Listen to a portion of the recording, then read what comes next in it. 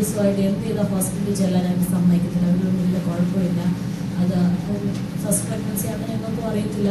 അനേകർക്ക് വന്ന് പ്രാർത്ഥിച്ചു, നമ്മൾ വിശ്വസിച്ചു.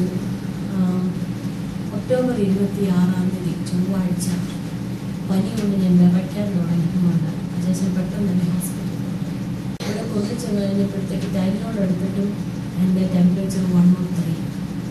വെളുപ്പിനെ ആയപ്പോഴത്തേക്ക് ഞാൻ ഛർദ്ദിച്ചു.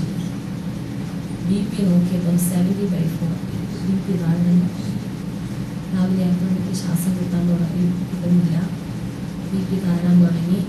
പെട്ടെന്ന് ഒരു കെട്ടിക്കൊക്കെ അറിയിക്കുന്നുണ്ടെന്ന് റഷ് ചെയ്തു. ഇവിടെ ഒരു ആർട്ടിറിയൽ ലൈനിൽ കിഴിച്ചു, കയ്യുടെ ഇവിടെ ഒരു ആർട്ടിറിയൽ ലൈനിൽ കിഴിച്ചു. ഞാൻ അച്ഛന് മാത്രമേ ഉള്ളൂ. ഒരു യൂറിനറി ഇൻഫെക്ഷൻ ആയിരിക്കും എന്ന് പറഞ്ഞ് ഞങ്ങൾ പോയതാണ്.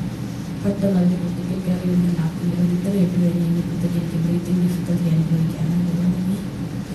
അപ്പോൾ പറഞ്ഞു ബ്രീത്തിങ് വിൽ ട്യൂബ് ഇടണം, you cannot breathe on by yourself എന്ന് പറഞ്ഞപ്പോൾ അതിന് മുമ്പേ അവർ പറഞ്ഞു കുഞ്ഞുങ്ങൾ ഓക്കെ ആകുമെന്ന് ചെക്ക് ചെയ്യണമെന്ന് പറഞ്ഞു. അത് ചെക്ക് ചെയ്തപ്പോൾ പറഞ്ഞു 2 കുഞ്ഞുങ്ങൾക്ക് ഹാർട്ട് ബീറ്റ് ഉണ്ട്, പക്ഷേ ഇവിടെ ഒരു കുഞ്ഞിൻ്റെ ഹാർട്ട് ബീറ്റ് ഉണ്ട്, കാണുന്നില്ല. ദൈവത്തിൻ്റെ പ്രകാരം അനേക പ്രാർത്ഥന കഴിഞ്ഞ് ലഭിച്ച കുഞ്ഞുങ്ങളായിരുന്നതുകൊണ്ട് എനിക്കൊന്ന് താങ്ങാനോ ഉൾക്കൊള്ളാനോ പറ്റത്തില്ലായിരുന്നു. അച്ഛനോടൊന്നും ഇപ്പോൾ ഞങ്ങളത് പോയി ഒരു കുഞ്ഞ് പോയി എന്ന് പറഞ്ഞ് കഴിഞ്ഞു. ഉടനെ ഒരു അനസ്തേഷ്യ വന്നു. ഈ ദൈവജനമേ പിന്നെ 9 ദിവസത്തേക്ക് ഞാൻ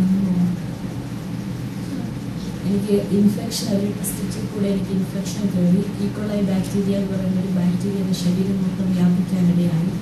അതിനെ തുടർന്ന് എൻ്റെ കിഡ്നി മുതൽ മേലോട്ടുള്ള എല്ലാ ഓർഗൻസും തന്നെ എഫക്റ്റഡ് ആയി. ഞങ്ങളുടെ 3 കുഞ്ഞുങ്ങളെ ഞങ്ങൾക്ക് 27-ാം തീയതി നഷ്ടപ്പെട്ടു.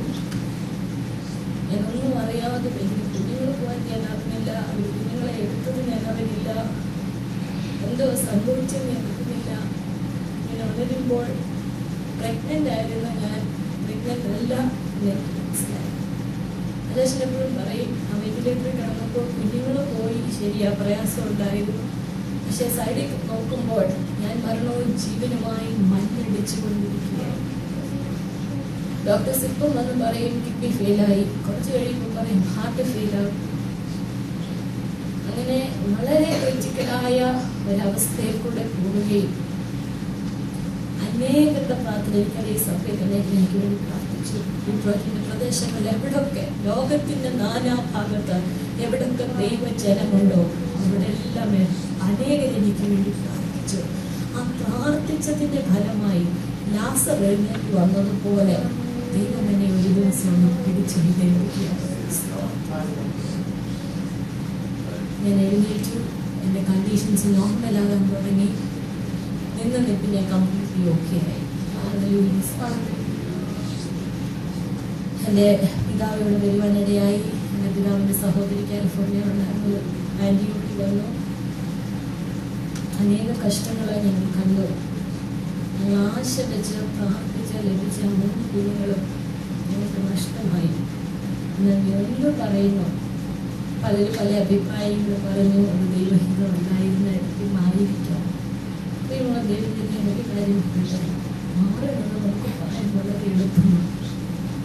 പക്ഷെ അനുഭവിക്കുന്ന ഒരു വ്യക്തിയുടെ ഇതേ സ്ഥാനത്ത് നോക്കുമ്പോൾ ചില കാര്യങ്ങൾ ഉൾക്കൊള്ളാൻ എളുപ്പമാണ്, ചില കാര്യങ്ങളിൽ കൂടെ പോകാൻ എളുപ്പമല്ല. ഞാൻ പറയത്തില്ല, it is not easy on me, it is not easy on husband, it is not easy on my family. As I told you, thank God for His amazing grace. When I think of the love of Jesus, and when I think that He is always by our side, and one day, not very far, I can see His face. Hallelujah. I feel all what we went through is just nothing. Hallelujah. ദൈവവചനം പറയുന്നത് പോലെ ഈ ലഘുവായ കഷ്ടത, ഈ ലഘുവായ സങ്കടം ഈ നൊടി നേരത്തേക്ക് ഉള്ളൂ എന്ന് വിചാരിച്ച് ഹല്ലേലൂയ ദൈവസന്നിധിയിൽ പ്രത്യാശ വെക്കാൻ കർത്താവ് ഞങ്ങൾക്ക് കൃപ തന്നു. നവംബർ ആദ്യ ഭാഗത്തിൽ ഡിസ്ചാർജായി വീട്ടിലേക്ക് വരുവാനായിട്ട് ഇടയായി. ഞങ്ങൾ രണ്ടുപേരും എല്ലാവരും ഒത്തിരി ദിവസം വേണ്ടി ആശ്വസിപ്പിക്കുകയും ചെയ്തു.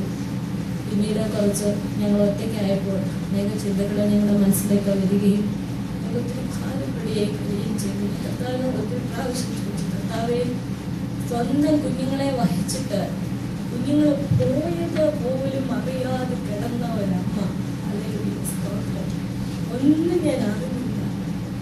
അവരെ കാണാൻ അത് എത്ര ഒന്നും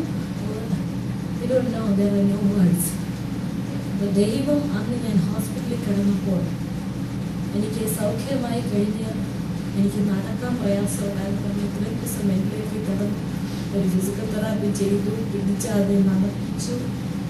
ബാലൻസ് ഒക്കെ ഭയങ്കര പാടായിരുന്നു, ഫുഡ് കയ്യിലെടുക്കാൻ, കയ്യിലോട്ട് വെക്കുമ്പോൾ ഡ്രോപ്പ് ചെയ്യും, ഇങ്ങനെ പല ബുദ്ധിമുട്ടുകളുണ്ടായിരുന്നു.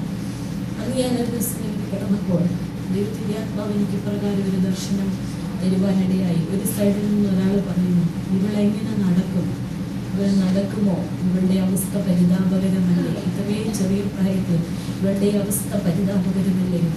അന്നേരം മനോളം മുട്ടുന്ന ഒരു പിതാവിൻ്റെ വലിപ്പമുള്ള ഒരാൾ, എനിക്ക് അദ്ദേഹത്തിൻ്റെ മുഖം കാണത്തില്ല, അവിടെ നിന്ന് ഒരു ശബ്ദം കേൾക്കുന്നു, എൻ്റെ കൃപ അവൾക്ക് മതി, എൻ്റെ കൃപ ഞാൻ അവളെ എഴുന്നേൽപ്പിക്കും, അനേകരുടെ മുന്നിൽ എന്നെ സാക്ഷിയായി ഞാൻ അവളെ നിലനിർത്തും, എൻ്റെ നാമത്തിന് മഹത്വത്തിന് വേണ്ടി അവൾ എനിക്ക് വേണ്ടി ഓടും. ഹല്ലേലൂയ. പ്രിയ ദൈവജനമേ, ഞാൻ സ്വപ്നം കണ്ടു, എൻ്റെ മനസ്സ് ശാന്തമായി. അന്ന് മുതൽ അവർ ഓക്സിജൻ മാസ്ക് എൻ്റെ മൂക്കിൽ നിന്ന് എടുത്തു.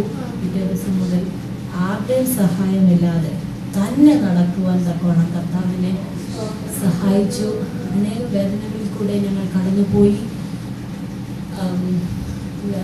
ഡോക്ടർമാരെ പറഞ്ഞ പ്രകാരം ഇപ്പോൾ ഞങ്ങളുടെ കുഞ്ഞുങ്ങൾ വരേണ്ട സമയമായിരുന്നു. എന്നാൽ സകലതും ഞാൻ ആദ്യം പറഞ്ഞതുപോലെ ദൈവത്തിൻ്റെ സ്നേഹം ഓർക്കുമ്പോൾ കർത്താവിനെ സ്നേഹിക്കുന്നവരും നിർണയപ്രകാരം വിളിച്ചവർക്കും ഞങ്ങൾക്ക് ദുഃഖങ്ങളുണ്ട്, എന്നാൽ കർത്താവ് ഞങ്ങളെ ബലപ്പെടുത്തുന്നു, കർത്താവിനെ സൗഖ്യമാക്കിയിരിക്കുന്നു. എൻ്റെ ഹാർട്ടിൻ്റെതായിട്ടുള്ള പ്രോബ്ലം മെഡിസിനൊന്നും ഞാൻ എടുക്കുന്നില്ല, എന്നാൽ ഇപ്പോഴും ചെറിയ പ്രോബ്ലമുണ്ട്. ദൈവജനം ഞങ്ങളെ ഓർക്കുമ്പോൾ ഞങ്ങൾക്ക് വേണ്ടി പ്രാർത്ഥിക്കണം. നിങ്ങളുടെ പ്രാർത്ഥന ഞങ്ങൾക്ക് വളരെ വിലപ്പെട്ടതാണ്. ഒന്ന് മാത്രമാണ് ഞങ്ങളെ ശക്തിപ്പെടുത്തുന്നത്, കർത്താവുമായിട്ട് ചെലവഴിക്കുന്ന ഒരു വ്യക്തിയെ ഓർക്കുമ്പോൾ ലഘുവായ കഷ്ടത, ലഘുവായ സങ്കടം ഒന്നുമില്ലെന്ന് മനസ്സിലാക്കുന്നു. ദൈവം വിളിക്കുന്നത് പോലെ കർത്താവിൻ്റെ വേലയ്ക്ക് വേണ്ടി ഒരുങ്ങുവാനും കർത്താവ് അയക്കുന്ന സ്ഥലങ്ങളിൽ കർത്താവിൻ്റെ വേല ചെയ്യണമെന്ന് ഞങ്ങൾ ആഗ്രഹിക്കുകയും ഈ ദിവസങ്ങളിൽ പ്രാർത്ഥിക്കുകയും ചെയ്യുന്നു. അതുകൊണ്ട് ദൈവജനം ഞങ്ങൾക്ക് വേണ്ടി പ്രാർത്ഥിക്കണം. ഞങ്ങളുടെ ഇരുഭവനങ്ങളിലെയും മാതാപിതാക്കന്മാരും അനേക ബന്ധുജനങ്ങളും ഇപ്പോഴും ഈ സത്യത്തിലേക്ക് വരുവാനുണ്ട്. നിങ്ങൾ ദയവായി ഓർക്കുമ്പോൾ അവരെ ഓർത്ത് പ്രാർത്ഥിക്കണമെന്ന് പറഞ്ഞുകൊണ്ട് എനിക്ക് ഈ ഒരു സാക്ഷ്യം പറയുവാൻ അവസരം തന്ന കർത്താവിനോടും സഭയുടേതായിട്ടുള്ള എല്ലാ ഭാരവാഹികളോടും, പ്രത്യേകിച്ച് ശിപാസിനോടും ഈ ചർച്ചിൻ്റെ പാസിനോടും ഇവിടെയുള്ള എല്ലാ മെമ്പേഴ്സിനോടും പ്രാർത്ഥിച്ച എല്ലാ ദൈവജനത്തോട് നന്ദി പറഞ്ഞുകൊണ്ട് ദൈവനാമത്തിൽ സാക്ഷ്യത്തിന്